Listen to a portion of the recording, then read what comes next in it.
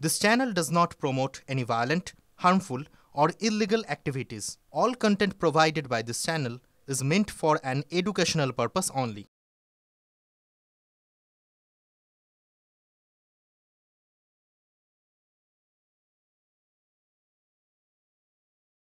পুজোর মুখে বন্ধ হয়ে গেল নাগরাকাটা বামনডাঙ্গা চা বাগান। কর্মহীন 1400 শ্রমিক। কয়েকদিন আগেই চা বাগানের শ্রমিকদের 28% হারে পুজো বোনাস দেওয়ার অ্যাডভাইজারি দিয়েছিল রাজ্য সরকার।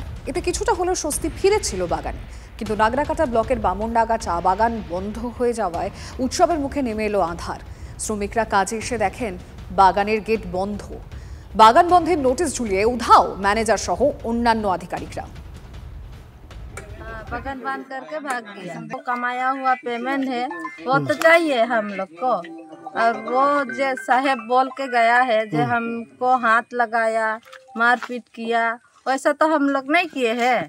हम लोग चाहते हैं बागान खुले, हम लोग का वो कमाया हुआ वो पेमेंट भी दे, वही चाहिए। बावनडंगा का मैनेजमेंट एक सस्पेंशन ऑफ वर्क का नोटिस लगा के आज सुबह वो लोग चले गए हैं। तो अभी ठंडू से श्रमिक लोग आए हैं। हम लोग भी डिपार्टमेंट के साथ में बातचीत किए। आज एक लेटर भी एलसी को दिए हैं कि कल परसों तो गवर्नमेंट हॉलीडे ही है, मंडे या नेक्स्ट वीक के अंदर में एक मीटिंग होगी, ये बागान दुर्गा पूजा से पहले खुल जाए और बागान सुचारू रूप से चले। अगर जो मैनेजर हम लोग अगर यदि यूनियन को कुछ नहीं जनाएगा तो हम लोग क्या जनाएंगे वर्कर सबको? बात तो यही पर है ना। और मैनेजर जो आरोप लगाया है कि हम लोग को धक्का मुक्का किया है ना, वैसे नहीं किया। क्यों हम लोग मारने देंगे तो मैनेजर को? मैनेजर को मार के अगर यदि उसको दे टूट करके हम लोग का पैसा भी लगा क्या? तो हम लोग जानेंगे नहीं कि 22 तारीख को पेमेंट को कि 28 तारीख हो जा रहा है तो आदमी का एक दिन गुजारा बहुत मुश्किल चल रहा है। बागान का इतना कंडीशन खराब है। तो वही अधिकार के लिए हम लोग बड़ा साहब को बोला, लेकिन बड़ा साहब नहीं है। স্কুলের পাঠ নিতে পড়ুয়াদের যন্ত্রণার যাত্রা। বালুরঘাটের চিঙ্গিসপুর গ্রাম পঞ্চায়েতের সিংহল শিশু শিক্ষা কেন্দ্রে যাওয়ার রাস্তাই নেই। আজও বই খাতা নিয়ে আল পেরিয়ে পড়ুয়াদের যেতে হচ্ছে স্কুলে। বৃষ্টি হলে, যদি বেশি বৃষ্টি হয় তাহলে স্কুলে যাওয়া দুঃসহ। রাস্তা সেটা আবার কি? জমির আল বলাই ভালো। আর সেই আল দিয়েই স্কুলে যাওয়ার একমাত্র উপায়। কাঁধে ব্যাগ, পায়ের নিচে প্যাচ প্যাচে কাদা, তাতে পাও ঢুকে যাচ্ছে। একটু এদিক ওদিক হলেই আছাড় খাওয়ার ভয়। আর কোনো উপায় নেই, তাই বাধ্য হয়ে হাতে জুতো নিয়ে কোনো ক্রমে স্কুলে যেতে হয়।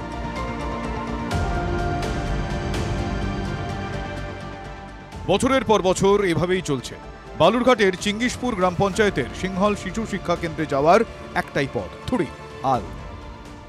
স্কুলটা যে জবের থেকে আসে তবে থেকে রাস্তা এরকমই দেখেছে। এ তো কাদার মধ্যে যাতায়াত করতে হচ্ছে বাচ্চাদেরকে, আমাদেরকে আসতে হবে। রাস্তা নেই, এখন কি করবো? যার ফলে স্কুলে যেতে অনীহা পড়ুয়াদের। দিন দিন পড়ুয়াদের সংখ্যা কমে এখন 12তে এসে দাঁড়িয়েছে। গ্রামের ছেলে মেয়েদের কথা ভেবে 2001 সালে তৈরি হয়েছিল এই শিশু শিক্ষা কেন্দ্র। 24 বছর পেরোলেও রাস্তা হয়নি। পঞ্চায়েত থেকে বিডিও অফিস পর্যন্ত ছুটেও কোনো লাভ হয়নি বলে অভিযোগ। মেন সমস্যা রাস্তা। বর্ষার দিনে বাচ্চারা মানে আসতে যেতে এত কষ্ট, নিজেদেরও সব জুতো খুলে যাওয়া আসা করি। সেদিন তো একটা বাচ্চা পড়ে গেল। আগে তো বাচ্চা বেশি ছিল, এখন তো কমে গেছে। আগে অনেক বাচ্চা ছিল। মেম্বার প্রধানকে বলা আছে কিন্তু কোনো সুরাহাই হয়। সমাধানের পথ এখনো মেলেনি। তবে সাফাইয়ে এক সুর তৃণমূল, বিজেপি, যুযুধান দুপক্ষেরই। একযোগে বামেদের দিকেই আঙুল তুলেছেন তারা। যারা কর্তৃপক্ষ তাদের প্রথমেই ভাবা উচিত ছিল যে একটা স্কুল করতে গেলে তার রাস্তার প্রয়োজন আগে। ওখানকার লোক যদি সেখানে কোনো রাস্তা দেয়, জায়গা দেয়, তাহলে আমি চেষ্টা করব। এবার সেই সময়ে আপনারা ভালো মতন জানেন কাদের সরকার ছিল। তারা প্রাথমিকভাবে কোনো চিন্তা ভাবনাই করেননি যে রাস্তাটা যদি তৈরি না হয় ভবিষ্যতে বাচ্চারা কিভাবে যাবে। আমরা করতে পারছি না এই কারণেই ওই রাস্তাটা পুরোপুরি রায়তি জায়গা। ওই রায়তি জায়গার যারা মালিক আছেন এলাকার, তারা ওই জায়গা ছাড়তে তারা রাজি নয়। যদিও পাল্টা জবাব দিয়েছে বামেরাও। আমার আমলে তৈরি হয়েছে, রাস্তাও তৈরি করে দেওয়া হয়েছিল, একদম ঝাঁঝ চকচকে রাস্তা ছিল। কিন্তু টিএমসির আমলে সেই রাস্তাটার উপরে যে মাটি দেওয়া, এইটা হচ্ছে 14 বছর ধরে সেখানে তারা দেয়নি।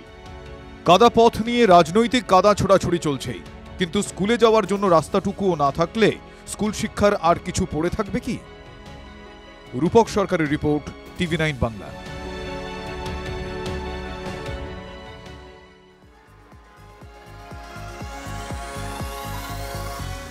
মুখ্যমন্ত্রী সফরের পর জিটি রোডে বড় গর্ত, চরম সমস্যায় বর্ধমানবাসী।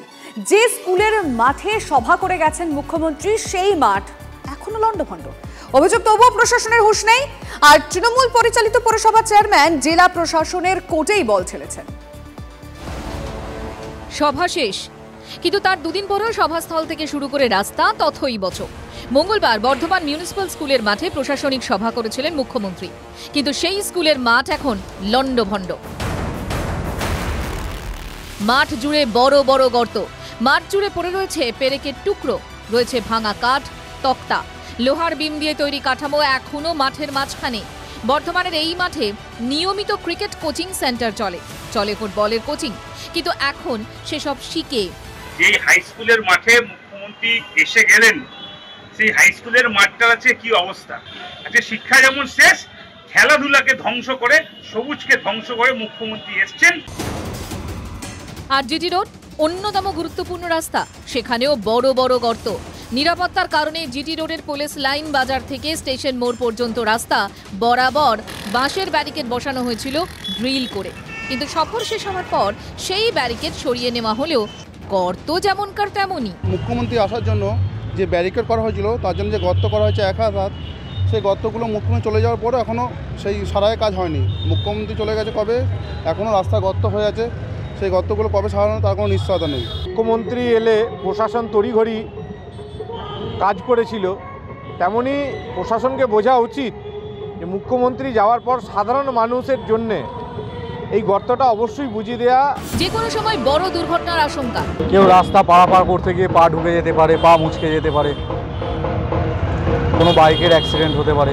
সাধারণ মানুষের যাতায়াত ব্যাহত হচ্ছে, অথচ প্রশাসনের টনক নড়ছে না। যে প্রশাসন কিন্তু ওই মুখ্যমন্ত্রী সভাকে কেন্দ্র করে কিন্তু আজকের এই রাস্তার টাপ্পি মারা এবং ওই ব্যারিকেড দেওয়ার কাজ করেছে, সাধারণ মানুষের কথা ভেবে কিন্তু করেনি। এদিকে জেলা প্রশাসনের কোর্টে বল ঠেলেছেন পুরসভার চেয়ারম্যান। যেহেতু এটা প্রশাসনিক সভা ছিল, ওই রাস্তার ব্যারিকেড থেকে মাঠ পর্যন্ত আমরা তো কিছু করিনি, আমরা রাস্তাঘাট পরিষ্কার পরিচ্ছন্ন করেছিলাম, যা কিছু হবে